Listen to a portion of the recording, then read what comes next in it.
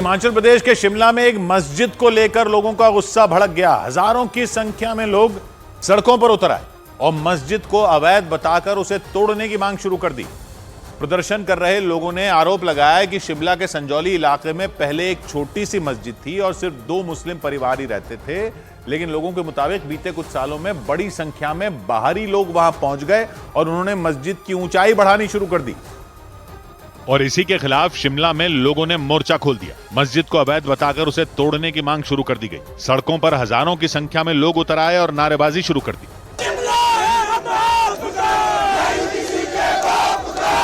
सड़कों पर उतरे लोगों ने चेतावनी दी कि हिमाचल प्रदेश की सरकार को संजौली इलाके में बनी मस्जिद को 2 दिन में गिराने का फैसला लेना होगा। अगर 2 दिन में सरकार निर्णय करती है इसको हटाने का तो ठीक, अन्यथा हिंदू समाज अपना रास्ता स्वयं तय करेगा। मस्जिद के खिलाफ प्रदर्शन कर रहे लोगों ने आरोप लगाया कि शिमला के संजौली में बीते कुछ सालों में मुस्लिम आबादी तेजी से बढ़ी है। इसके लिए पूरे तरह से जांच होनी चाहिए कि कहां से ये लोग आ रहे हैं। कहीं ऐसा तो नहीं है कि बांग्लादेशी या रोहिंग्या कोई ये यहाँ पर घुस रहे हैं।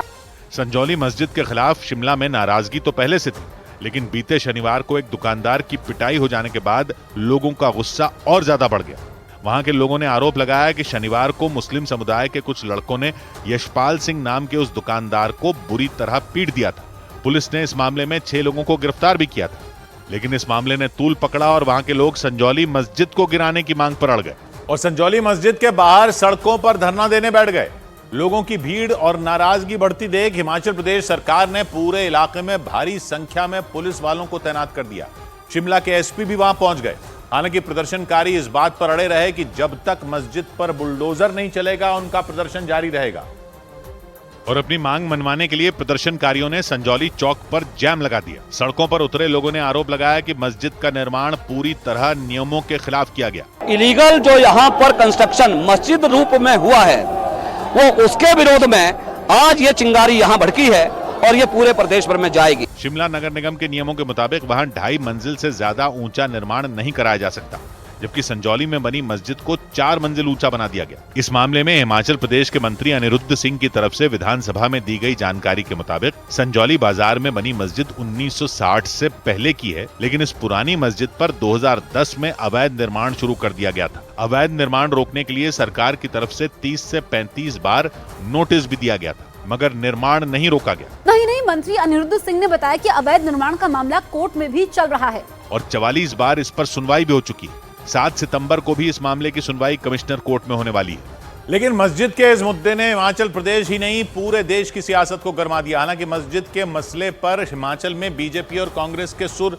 मिले हुए दिखे, इसीलिए असदुद्दीन ओवैसी ने कांग्रेस पर बीजेपी की भाषा बोलने का आरोप लगा दिया। क्योंकि हिमाचल प्रदेश की विधानसभा में एक रोज पहले ग्रामीण विकास और पंचायती राज मंत्री अनिरुद्ध सिंह ने अवैध निर्माण पर सवाल उठाए थे। मतलब गैर कानूनी काम करने की आदत है सर।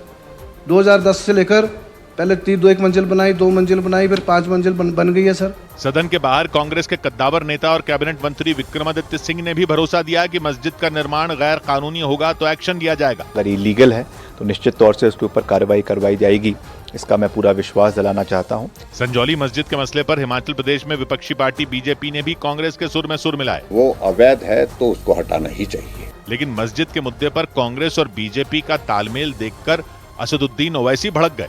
उन्होंने सोशल मीडिया पर पोस्ट की और कांग्रेस पर निशाना साधा। अपनी पोस्ट में उन्होंने लिखा कि हिमाचल की मोहब्बत की दुकान में नफरत ही नफरत है।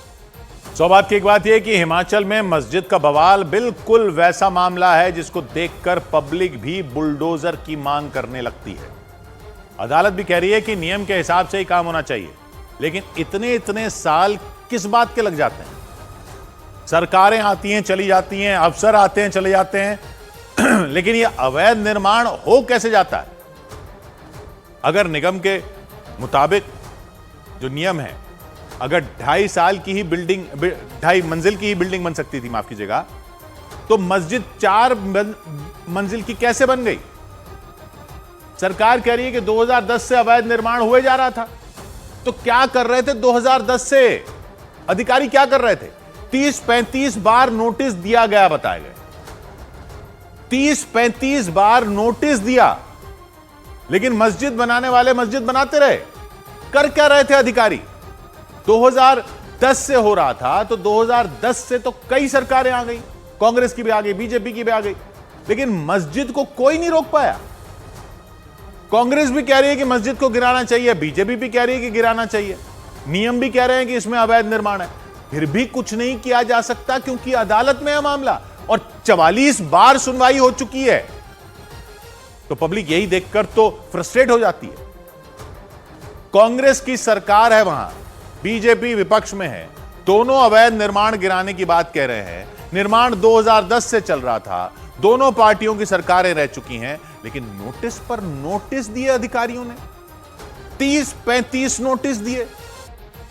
तो फिर वही तारीख पर तारीख और तारीख पर तारीख, पूछता क्यों नहीं कोई अधिकारियों से कैसे हो गया अवैध निर्माण? कोई दुनिया की नजरों से दूर जंगल में थोड़ी है मस्जिद, बीच बाजार में मस्जिद बन गई 4 मंजिला और अधिकारियों को पता भी नहीं चला। ये क्या अंधेरगर्दी लगी हुई है? मंत्री वहां विधानसभा में बता रहे हैं कि इनको आदत है अवैध निर्माण की, 2010 से किए जा रहे हैं, पहले 2 मंजिल, 3 मंजिल, 4 मंजिल हो गई।